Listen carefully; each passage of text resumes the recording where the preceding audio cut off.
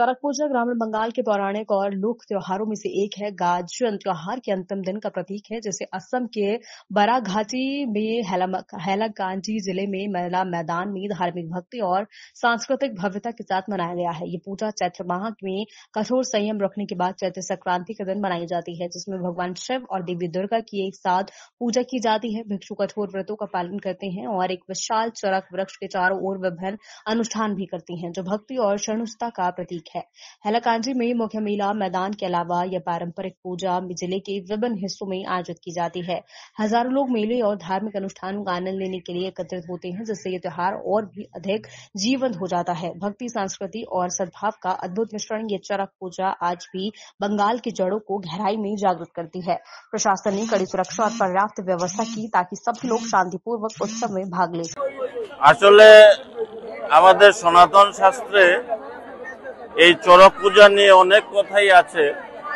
মূলত এটি কৃচ্ছ সাধনা। এখানে তন্ত্রবিদ্যা চলে। আধ্যাত্মিক সাধনার চরম পন্থায় গিয়ে আমাদের গাজনের ভক্তরা শারীরিক অনেক কষ্ট করে এই চড়ক পূজা করে থাকে। আপনারা দেখবেন আমাদের এখানে যে প্রতিমা রাখা আছে, এটা হরগৌরী। একই অঙ্গে দুই দেহ এক করে এখানে পুজো হচ্ছে শিব পার্বতীর। মূলত চরক ভক্তরা শিবেরই ভক্ত। এটা আসলে আমাদের পশ্চিমবঙ্গের সাঁওতাল এবং বাঁকুড়া জেলায় খুব বেশি দেখা যায়। পাশাপাশি বাংলাদেশেও এটা ছিল। আমাদের এই বরাক উপত্যকায় এটা এখন প্রতিনিয়ত হচ্ছে।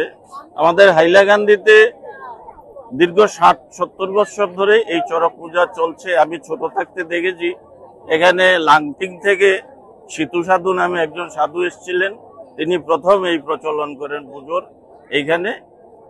তারপর থেকেই এই পুজো চলে আসছে। তো চড়ক ভক্তরা কিন্তু মূলত এই এক মাস নিরামিষ ভোজন করেন, মাটিতে শোন তারা, এবং এই কৃচ্ছ সাধনার মাধ্যমেই তারা শিব পার্বতীকে খুশি করে আধ্যাত্মিক লাইনে উপরে যেতে চান। এই চড়ক গাছটা নিয়ে অনেক কথা আছে। আগে আমরা যখন ছোট ছিলাম তখন এই চড়ক গাছটা শ্মশানের পুকুরে থাকতো। আগের দিন রাত্রিবেলা ওইখানে পান, সিঁদুর এইসব দিয়ে আরাধনা করা হতো, সাধনা করা হতো, তারপর সেই চড়ক গাছটা উঠতো। এখন সেই সাধু নেই, যারা আছেন তারা করছেন, কিন্তু সেভাবে এখন উঠে না।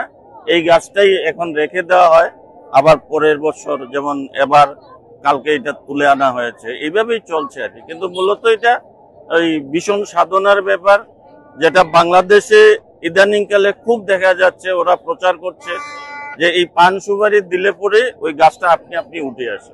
এটা ছিল আমাদের এলাকায়, আমরা দেখেছি ছোট থেকে।